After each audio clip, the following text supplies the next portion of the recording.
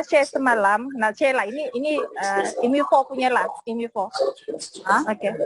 Ini nak share testimoni lah, Imufo. Okay. Anak saya yang nombor 2 ni kan dia sudah 2 kali kena COVID. Jadi lepas 2 kali kena COVID ni, dia memang kalau dia kena demam ataupun batuk, memang asal kena batuk lah, dia memang kena masuk ward. Sebab dia punya oksigen memang pandai drop. Memang pandai drop. Okay, so semalam kita balik dari Melaka, kita tengok dia macam jadi lemah. So kita dah bagi ubat semua, dia still macam tak nak main, dia tidur tak nak main. So kita check lah dia punya oksigen. So bila check dia punya oksigen,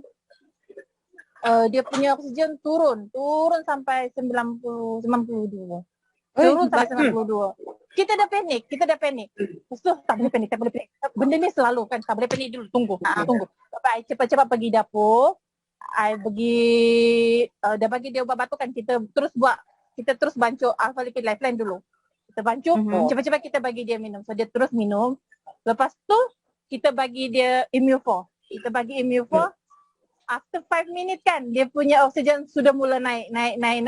Sampailah sebelum dia tidur, naik sampai 98. Wah. Alhamdulillah. Maknanya Tina, you bagi Alpha Lipid, lepas tu you terus bagi Imufo.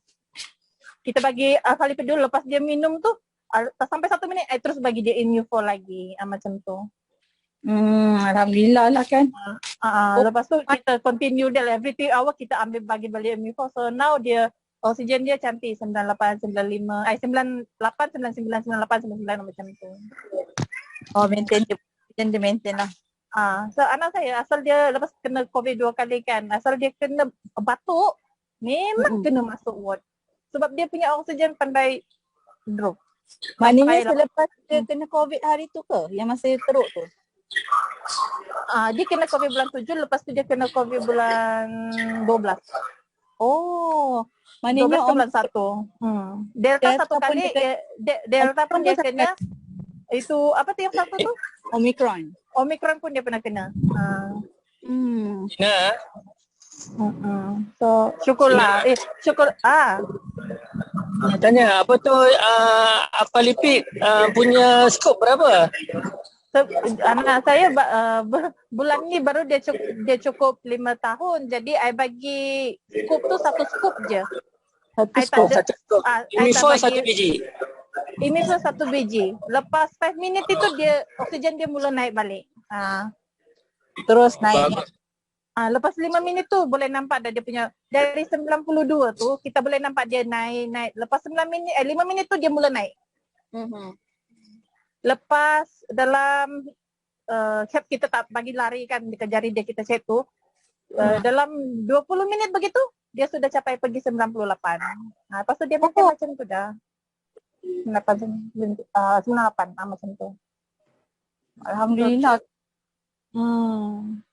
Tu yang sangat, kalau bila tak ada Imufo kan risau pula. Betul kan, bila tak ada Imufo ni, ya Allah. Jauh, kena simpan dalam rumah. Macam mana saya ni, kami kalau dia batu memang kami, semalam memang dah terfikir dah, sudah nak packing barang, nak pergi hospital. Memang kalau batu memang lari pergi hospital. Sebab dia kena sambung ni, yang tu oksigen tu kadang sampai 5-6 hari. Macam tu lah rutin kami asal dia kena batuk.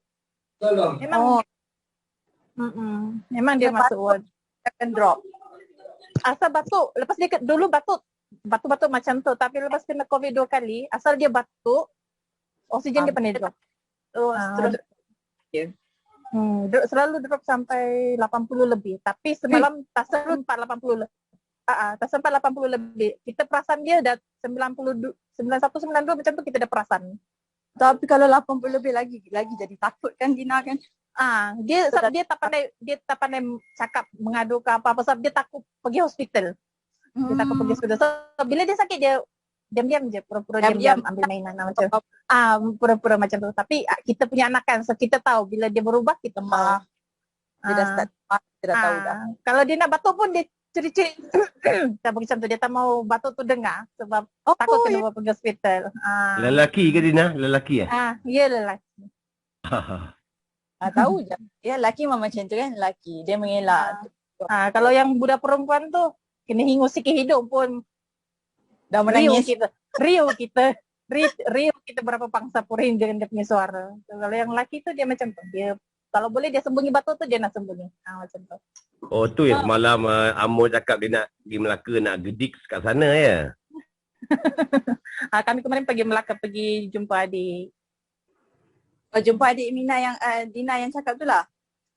Yang adik yang nombor 3. Oh. Hmm.